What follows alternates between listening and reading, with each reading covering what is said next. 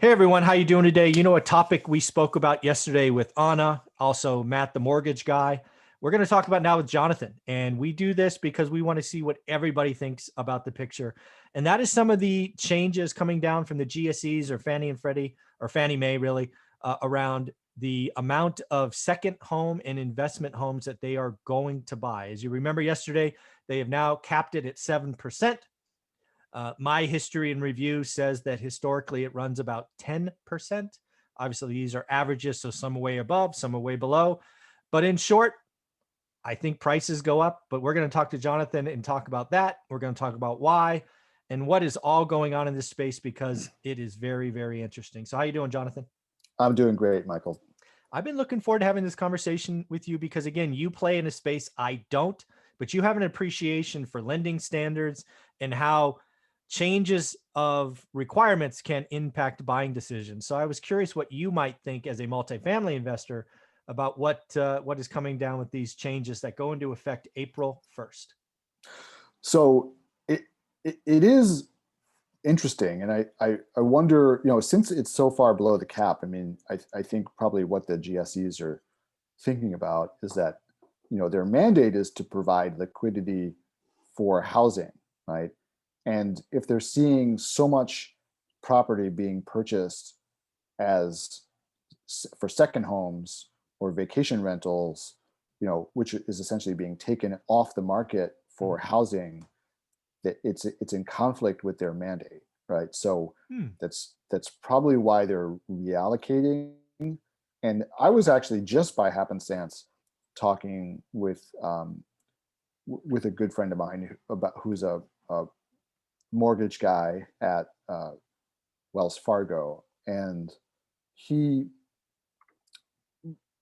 because I was looking at refinancing my mortgage, right? Because it's like I just ran some numbers the other day in one of those online calculators, and it's like, man, I can like really save a lot of money if I Just refi do my rate and mortgage. term. Yeah. Uh, yeah, exactly. And I'm like, sort of trying to figure out like, and it's actually, I think it's probably going to be possible for me to keep my mortgage payment the same while I reduce the term and also take a little money out, Oh, because wow. the interest rates have dropped so much. Like not a Gee. little, just a little bit of money. Yeah, Right?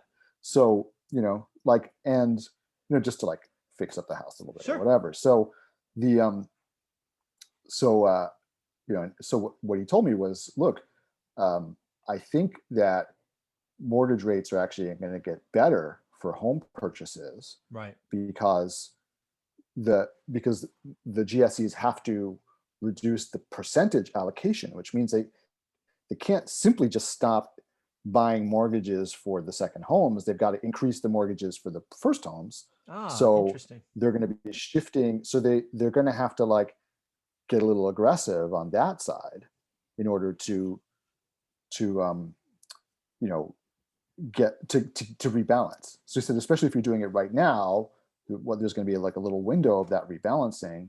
Mhm. There might be, he said, like the rates could actually get better. So I thought that was really interesting. But that'll of course fuel more price increases for primary homes, right? Yeah.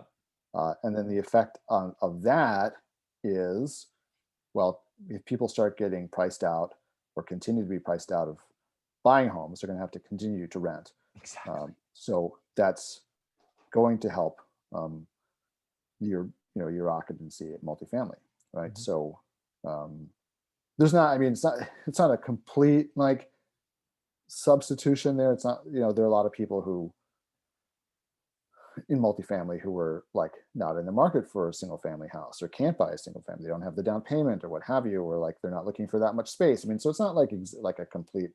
overlap. Like everyone's gonna, won't be able to rent, or they're not, But on the margins, it'll definitely help multifamily that you've got if it becomes even more difficult to buy a house.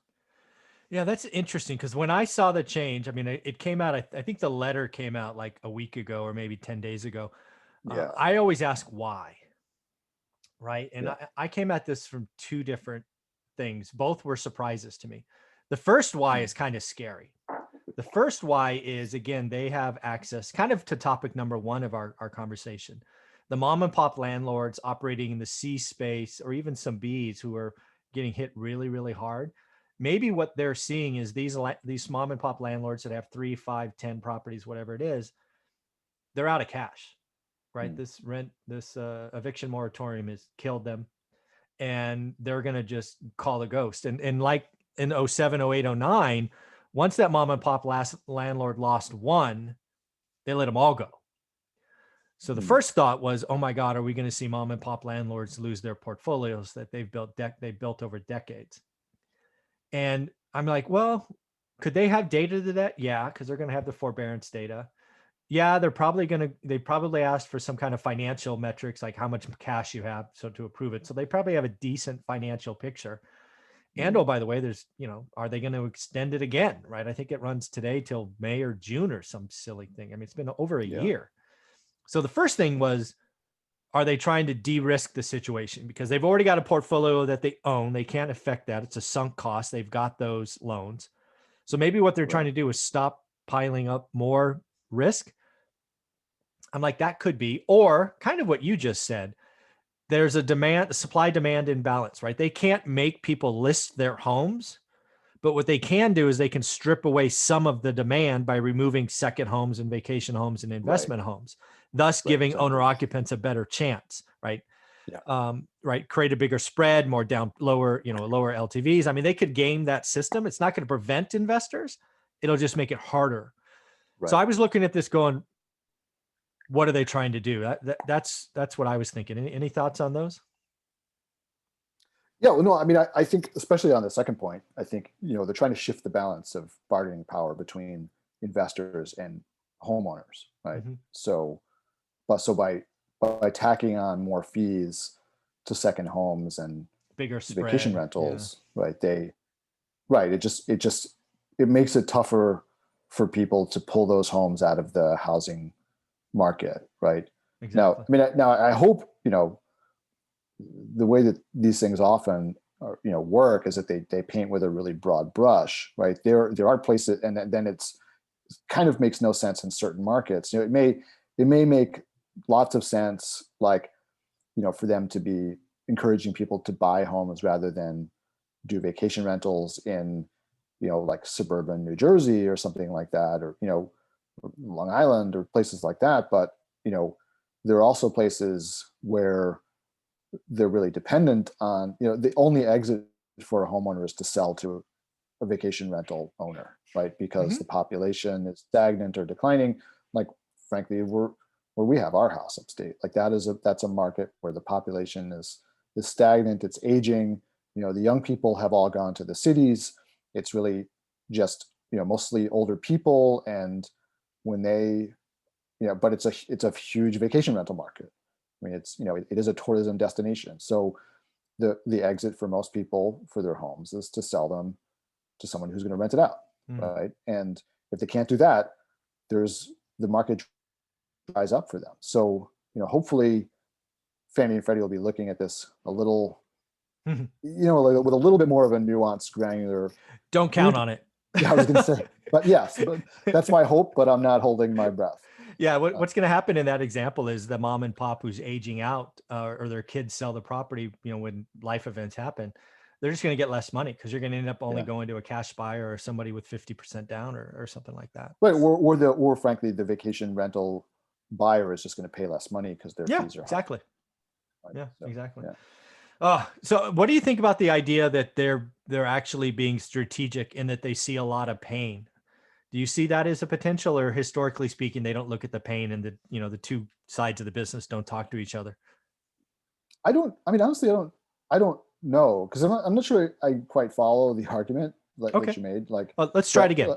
Yeah, try it again. Yeah. So one of the things that I remember from 07, 08 was and this was why banks only started lending. You can only get four investment loans. Remember that? And then it went to 10. What was happening is the mom and pop investors who built up portfolios, highly leveraged, obviously with lots of stupid debt, they lost all their properties.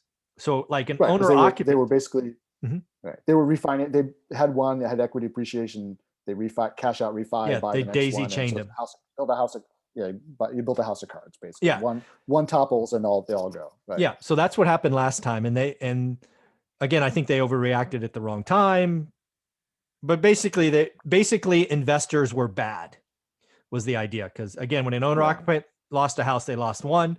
When an investor lost a home, they lost six or whatever the number was. Right. So my thinking is they've had eviction moratoriums and forbearances on mortgages for a year now. Maybe they're looking at all the data for mom and pop investors and going, oh my God, Mike Zuber's in 17 forbearances and he's got no cash left because he's been paying his taxes and insurance. These are foreclosures waiting to happen. I'm just wondering if they're looking at the data and it's building into a tsunami, right? Again, maybe not, but I just keep asking, why are they changing now? And one of the things could be is they don't want more risk. Yeah, but I guess, when they were issuing new loans, though, wouldn't they be looking at that risk though, like on an individual basis? Like I'm kind of wondering whether, like that, that horse has left the barn already. Yeah, it's a sunk cost, right? It's already there. Yeah, if that's the reason for it. So I'm not sure that they could. That's true. That the shift necessarily would be related to that. I'm a little more of the view that it's because of the demand. Trying to because there's, over the last year, the demand for houses has been so high. Oh yeah. People are not able to buy. They're not able to buy houses for themselves because they have to compete with the investors and, there's a lot of money sloshing around. Yeah. And that's a big difference from 2008. I mean, we didn't, you think about back to 2008, we didn't have Airbnb, You're right. I think maybe VRBO was around, but it was kind of like a minor thing. Like it wasn't like Airbnb was what made this a phenomenon and started making people like rent house, buy houses to rent them out in places where normally, for short-term rentals, right? In places where normally you wouldn't have short-term rentals, right? And so I think that, that has really fundamentally changed the balance between homeowners and investors and has exacerbated the housing shortage, right? So I think that's my view.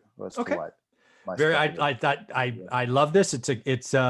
It's different than what I've certainly thought. I've thought of both sides. I ranked them both as important, but kind of like A and B. You're kind of like, no, B's more important. It's awesome. That's why I appreciate these conversations. Thank you. Yeah.